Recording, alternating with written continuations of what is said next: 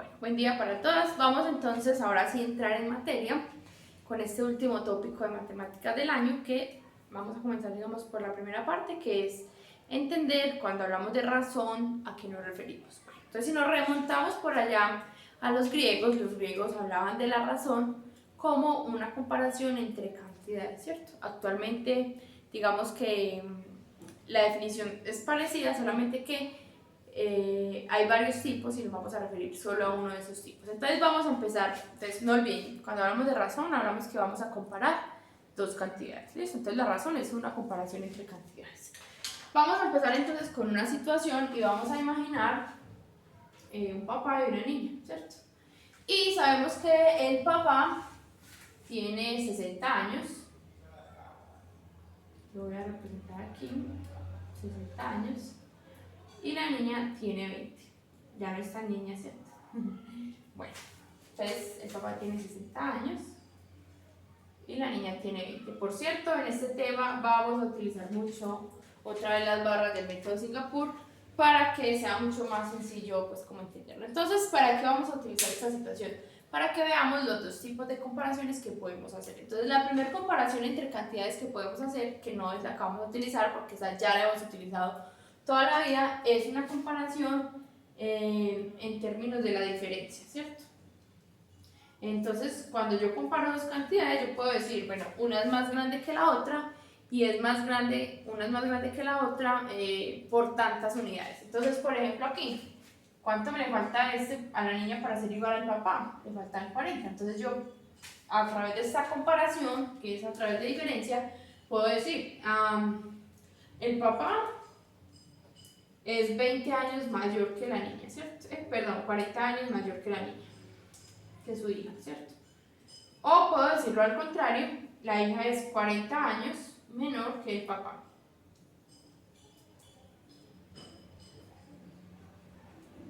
O, sí, o podemos decir, la hija es la misma edad del papá menos 40 años, ¿cierto? Esas son pues como las maneras que podemos decirlo, ¿cierto? Ahora, hay otra forma de comparar y esa es la que desde ahora nos va a interesar y es lo que ahora se conoce como razón y es comparar de manera multiplicativa. Entonces, ¿qué pasa? Si volvemos a mirar la situación, podemos ver que hay otra manera de comparar las dos edades del papá y de la hija. Y es decir, que la edad del papá es el triple de la edad de la hija, porque si ven, la edad de la hija, ¿cuántas veces cabe en la edad del papá? Cabe 1, 2 y 3 veces. Entonces, esta es otra manera de comparar, ya no, digamos que en esta la operación que uno trae a colación es la resta o la suma, ¿cierto? Sobre todo pues la resta. Y en esta lo que traemos a colación es, si recuerdan cuántas veces cabe, en realidad estamos hablando de una división. Entonces también por eso, recuerden que estas dos operaciones son hermanas, igual que la diferencia y la suma, ¿cierto? La suma y la resta. Entonces podemos decir, la edad del papá es el triple de la edad de la hija. O viceversa, miren que podemos decirlo que la edad de la hija es una tercera parte, o sea, un tercio de la edad del papá. Entonces, la edad de la hija, voy a saltarme aquí cositas, la edad de la hija es una tercera parte o un tercio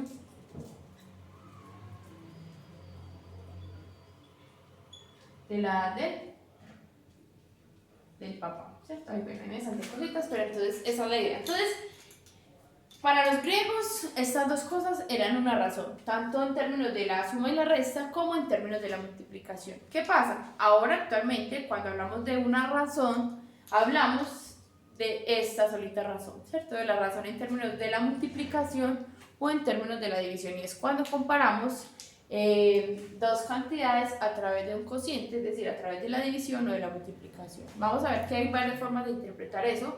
Esta es una de esas formas que nos permite saber cuántas veces es una cantidad en relación a la otra. ¿Listo? Entonces vamos a pasar ya como a la definición formal del concepto. Bueno, entonces ya como tal la definición formal es que la razón la vamos a entender como una cantidad que surge, es decir, una nueva cantidad que aparece al comparar dos cantidades a través de un cociente. Entonces recuerden que cuando decimos a través de un cociente es a través de la división. Cuando comparamos dos cantidades a través de una división estamos hablando de una razón. ¿Listo?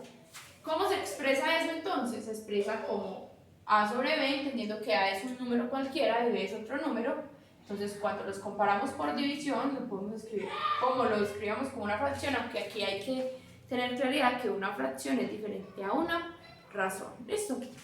Tienen funciones muy distintas. Ya después profundizaremos en eso, pero por ahora entender que son dos cosas distintas. Entonces, a es a b, también se puede escribir con los dos punticos. Esta es una notación muy común de la razón, escribir a es razón de b, ¿cierto? O también con la división, digamos así, con el slash, ¿cierto? Y aquí entendiendo pues que A y B pertenecen a un conjunto numérico que son los reales, es decir, pueden ser cualquier número. Inclusive, aquí a diferencia de las fracciones podemos colocar decimal arriba y decimal abajo y es una razón de eso, porque la idea es que comparamos esos dos números a través de la división. Listo. Importante aquí entender las partes. El primer número, el que esté arriba, en este caso miren que es la A en todos, hace el papel de antecedente y el denominador hace el papel de consecuente. Listo, ¿cierto? Aquí la B, perdón, no lo llamamos denominador, insisto, porque no es una fracción. Listo. ¿Y cómo vamos a leer eso? Entonces vamos a leer, ¿no? Si me aparece algo así, decimos que la razón de A a B, ¿cierto? O también lo podemos decir A es a B. Por ejemplo, si pusiéramos 3, 5, entonces decimos 3 es a 5. O la razón 3 a 5. De 3 a 5. Esa es pues como la manera de leer. Esto ya es un poquito más formal. Vamos ahora a mirar los ejemplos de cómo se opera normalmente una razón desde esta parte introductoria. Bueno, este es un ejemplo de verdad lo más simple del mundo, pero es un poco para empezar a entender en qué consiste el concepto de la razón. Y es muy utilizado, por ejemplo, como veíamos ahorita, en las noticias o en los informes, para utilizar la probabilidad, ¿cierto? Porque recuerden, bueno, ya después veremos eso, que la probabilidad también compara cantidades. Entonces vamos a mirar aquí. Estas están las notas teóricas, nos dan unos monitos. Tenemos 4 monitos, no sé si sean monitos, pero ese es el intento. Y tenemos 5 bananos o 5 plátanos, ¿cierto? Entonces nos dicen que encontremos la razón entre monos y plátanos. Ven que ahí los monos harían el papel de, escribamos la carrerita así, harían el papel de antecedente. Entonces, ¿cuántos monos tenemos? Tenemos 1, 2, 3 y 4. Muy simple, ¿cierto? ¿Y cuántos bananos? Tenemos 5 bananos. Importante aquí entender que si la razón la podemos simplificar, la simplificamos también, ¿cierto? Siempre la simplificamos. Y lo más importante, además de simplificarla, es entender lo que eso representa. Entonces, ¿qué estamos diciendo? Que por cada 4 bananos hay 5, perdón, por cada 4 monos hay 5 bananos. Entonces, si agregáramos más monos y más bananos, si quisiéramos mantener la razón, por cada 4 monos que agregáramos, deberíamos agregar 5 bananos. ¿Listo? Y si es al revés, entonces lo mismo, solamente que ya me queda 5 sobre 4. No parece pues como tan necesario el orden, pero luego vamos a ver que es muy importante, ¿cierto? Entonces, siempre hacer una buena lectura y mirar qué nos están indicando como antecedente y qué como consecuente. ¿Listo? Entonces, en este caso es plátanos arriba y abajo monos. ¿Listo? Y significa que por cada 5 plátanos que tengamos, vamos a encontrar 4 monitos. Bueno, si llegaron hasta aquí, entonces me envían por interno manito arriba y vamos a hacer los ejercicios interactivos para hoy. ¿Listo?